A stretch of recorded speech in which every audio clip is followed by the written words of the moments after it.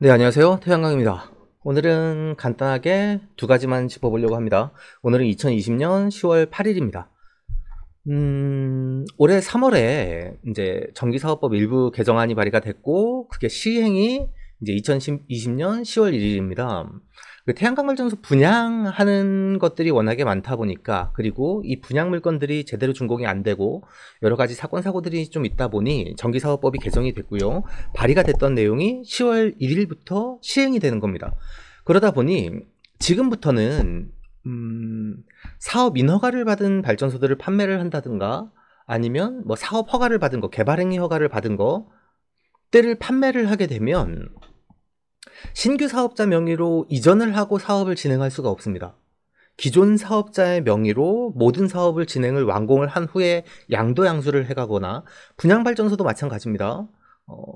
신규 사업자, 분양받은 사람의 명의로 사업 허가를 진행을 해서 그걸로 완공이 되거나, 아니면 타인의 명의로 진행이 됐던 사업을 준공을 한 이후에, 모든 설비를 준공을 완료를 한 이후에 양도양수를, 포괄양수나 뭐 양도양수 방식으로 해서 명의를 이전해 가야 됩니다. 그렇게 되면 사실은 좀 걸려야 되는 부분들이 많죠. 돈은 내가 지급을 했는데 내 명의로 진행이 되는 게 아니다 라고 하다 보면 문제가 될 수가 있겠죠. 왜냐하면 우리가 준공기를 못 맞추는 경우들이 워낙에 많지 않습니까?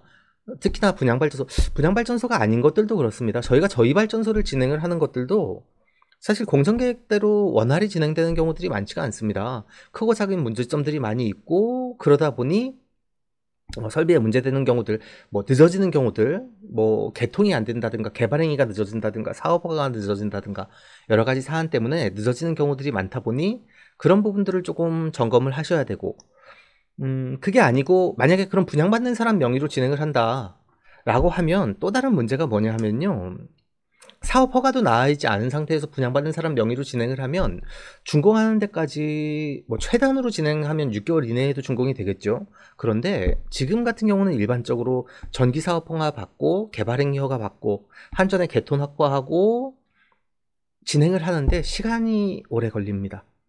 시간이 오래 걸리는 건 둘째치고 어느 정도에 완공할 수 있을지 없을지도 장담을 할 수가 없습니다. 진행을 하다가 개통이 막히는 경우가 있고, 진행을 하다가 조례에 걸리는 경우들도 있다 보니 장담을 할 수가 없죠. 그러다 보니 분양 사업을 준비하시는 분들, 지금 10월 이후에 토지에 대한 인허가권을 인허가권을 매입을 하시는 분들, 이런 분들은 그 이전과는 조금 많이 다른 조건을 살펴보셔야 되겠죠. 기존이랑 똑같이 무조건적으로 진행이 된다라고 보시기는 조금 어려울 것 같습니다. 그래서 조심을 하셔야 되는 사안이고요. 두 번째는 오늘 이제 계절가 변형에 대해서 카페에 얘기를 해주시는 분이 있어서 계절가 변형에 대해서 조금 말씀을 드리려고 하는데요. 계절가 변형 발전소는 무조건 계절각 변경을 하는 게 맞을까요? 저는 아니라고 생각합니다. 요즘에 특히나 준공된 발전소들은 입사각이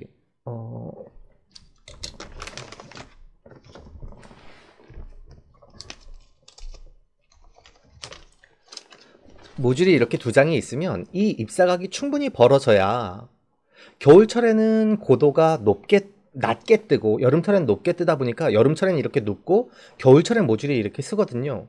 그럼 겨울철엔 이렇게 쓰더라도 앞뒤 간격에 그늘이 지지 않을 정도로 이격거리가 충분히 벌어져야 계절가 변형을 한 게 의미가 있는데, 사실 요즘에 입서각을 줄이는 데들이 많습니다. 100km 설비하는데 예전에 500평 이상 필요해요 라고 얘기했던 것들이 요즘엔 300평대 그 미만에도 막 들어오다 보니 입사각 간격대를 점점 이렇게 좁히죠.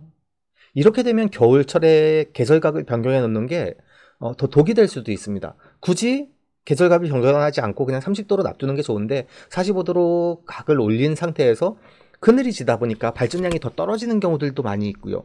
또는 여름철 각 같은 경우는 여름철엔 고도가 높다 보니까 모듈이 여름철엔 이렇게 높지 않습니까? 그러면 주변 지역에 먼지가 많다든가, 아니면 임야여서 솔잎가루가 많이 떨어진다든가, 이런 데들은 솔잎가루가 많이 떨어져서 모듈에 앉으면 사실 이게 씻겨 내려가지 않고 쌓이는 경우들이 되게 많이 있습니다. 그런데 이렇게 먼지가 쌓이면 전체 모듈의 일부만 쌓였다 보니까 발전량이 아주 극히 조금 떨어지는 거겠지라고 생각을 하실 수 있는데, 밑에서 이 정도 영향을 받는 것도 출력에 많은 영향을 미치거든요. 게다가 직렬로 연결되어 있는 모든 모듈에 영향을 미치다 보니까 사실은 여름철에 굳이 경사각을 눕히신 다음에 관리를 못한다거나 먼지가 많이 쌓이는 것들, 겨울에 세워놨는데 음영이 지어서 효과가 없는 것들, 이런 데들은 굳이 사실 계절각을 변경하실 필요가 없지 않나? 그냥 30도, 25도 이상에서 30도 사이로 고정을 해 놓으시는 게 더 낫지 않나? 라는 생각도 듭니다.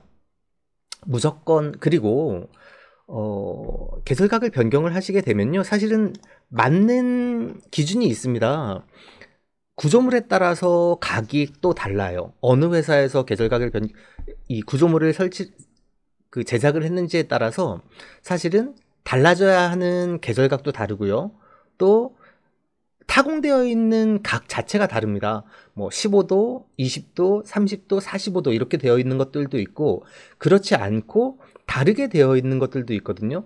그러다 보니 무조건적으로 다 일률적인 조건이 맞진 않고요. 또는 동쪽에 그늘이 많이 지는 데가 있고 서쪽에 그늘이 많이 지는 데가 있을 수 있지 않겠습니까? 그런 데에 따라서도 계절각을 변화를 하는 게 좋고 나쁨이 달라질 수가 있다라고 생각을 합니다. 그러다 보니 첫 번째는 이 구조물이 어느 정도 기준으로 사실은 계절각을 잡아놓은 것인지에 대해서 명확하게 좀 아셔야 되는 부분이 있고요. 두 번째, 그래야 몇 도 정도 계절각을 어떻게 해놨는지를 알 수가 있으니까요. 그리고 그 지역에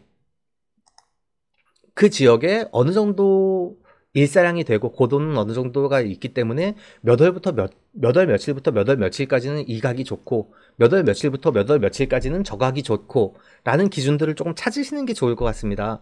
그걸 정확하게 찾지 않은 상태에서 무턱대고 10월에는 이렇게 하는 게 좋대요, 11월에는 이렇게 하는 게 좋대요 라고 얘기를 하는 게 사실은 다 맞지 않을 수가 있습니다. 그러다 보니 무조건 그냥 이게 맞으니까 이때쯤이면 바꿔야 돼, 정확한 날짜를 찾지 못한 상태에서 대충대충 계절각을 변경을 하시는 건 사실 그렇게 권해드릴 만하지 않습니다.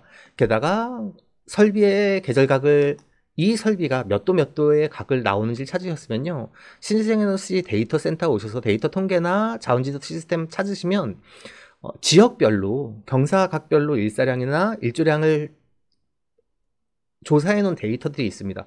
그러면 우리 시스템에, 우리 지역에 어떻게 맞는, 몇 월 며칠부터 몇 월 며칠까지 계절각을 어떻게 바뀌는 게 맞는지 비교적 조금 정확하게 하지 않으시면 사실은 큰 의미가 없습니다.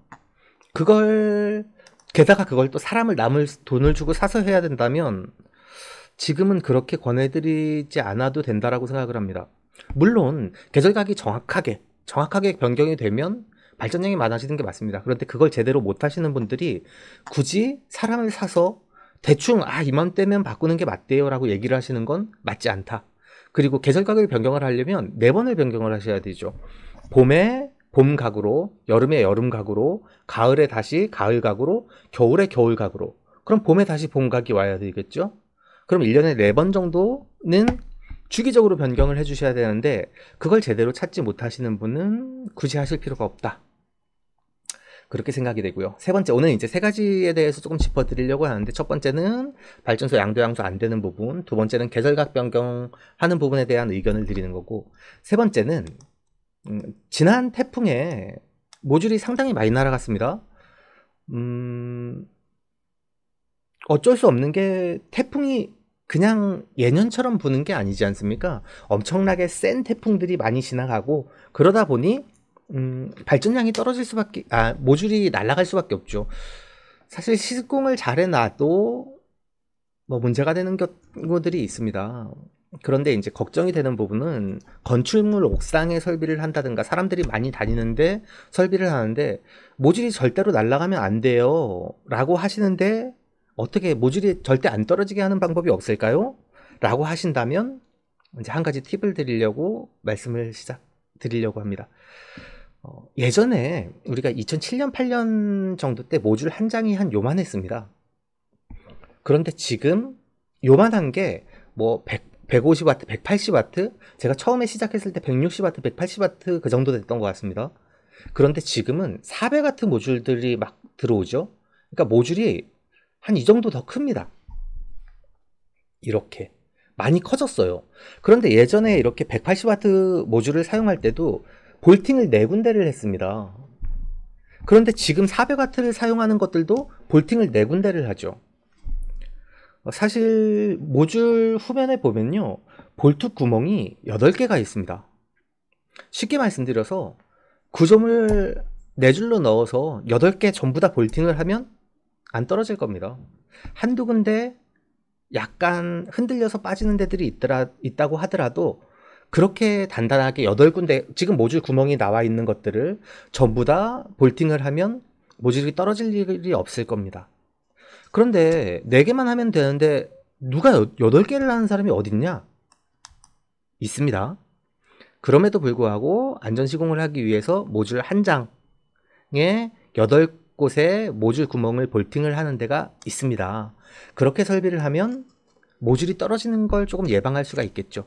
또는 어떤 분들이 이렇게 유클램프로 맞볼트를 치면 모듈이 안 떨어질 거예요 라고 말씀을 하시는데, 제가 제주도 쪽에 현장이 많거든요. 경험들이 있다 보니까 그래도 떨어집니다.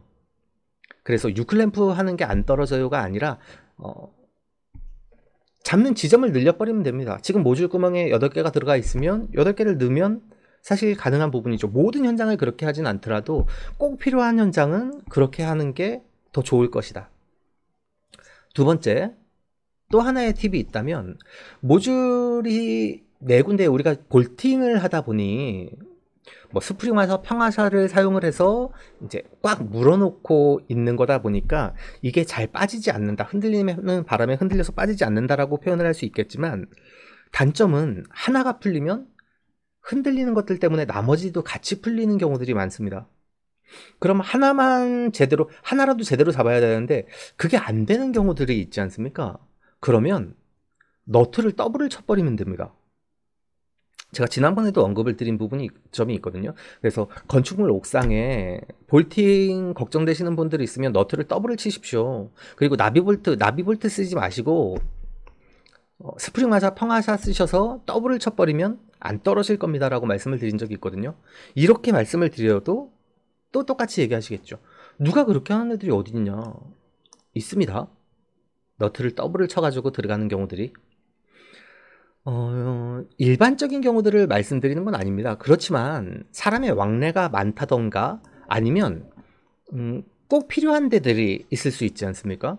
건축물 상부에서 모듈이 떨어져 내리면 사람들이 다칠 수 있다든가, 이런 데 같은 경우에 반드시 필요하다면 여러 가지 방법들을 고용을 해서 볼트 구멍마다 전부 다 볼팅을 한다든가, 아니면 유클램프를 사용을 해도 마찬가지입니다. 4군데만 집어주는 게 아니라 6군데를 집는다든지 8군데를 눌러준다면 훨씬 안정도가 올라가겠죠. 그리고 볼팅을 해서 볼팅이 흔들림에 의한 빠짐이, 단락이 걱정이 된다면 더블을 쳐버리면 됩니다. 안 돼, 그런 데가 어딨어, 에이 그런 사람이 어딨어 라고 생각하지 마시고요. 반드시 필요하다면 필요한 곳에는 안전도는 최대한 많이 올리셔도 저는 좋다라고 생각을 합니다. 이번 주가 벌써 목요일인지 몰랐습니다. 그래서 저도 아무 생각 없이 있다가 퇴근을 하려고 그랬는데 오늘이 목요일이고 내일이 휴일이길래 이번 주를 지내오면서 이런 것들을 한번 짚어봤으면 좋겠다라고 생각했던 것들에 대해서 3가지를 간단하게 리뷰를 드렸습니다. 언제나 저는 이제 영상을 시청해주시는 분들한테 조금 더 나은 정보들을 드리려고 노력을 하고 있고, 사소한 것들이라도 반드시 필요한 것들, 태양광 산업에 알면 좋은 것들, 도움이 될 만한 것들을 나눠드리려고 노력을 하고 있다 보니까요. 더 궁금하신 거 있으시면 댓글로 참여해 주시고, 혹시나 제가 틀리는 것들이 있으면 알려주시고 이야기 나눠주시면 저도 같이 배워가는 데 도움이 될 것 같습니다. 오늘도 영상 시청해 주셔서 감사합니다. 즐거운 주말 보내세요. 가짜뉴스와 잘못된 정보들이 넘쳐나고 있습니다. 스팸과 사기꾼 예방을 위해서 참여가 필요합니다. 첫 번째, 3개의 점을 눌러주세요. 두 번째, 신고를 클릭해주세요. 세 번째, 스팸 또는 오해 소지가 있는 컨텐츠를 선택하세요. 네 번째, 대량 광고 또는 사용자를 현혹하는 컨텐츠를 클릭하세요. 다섯 번째, 싫어요를 눌러주세요.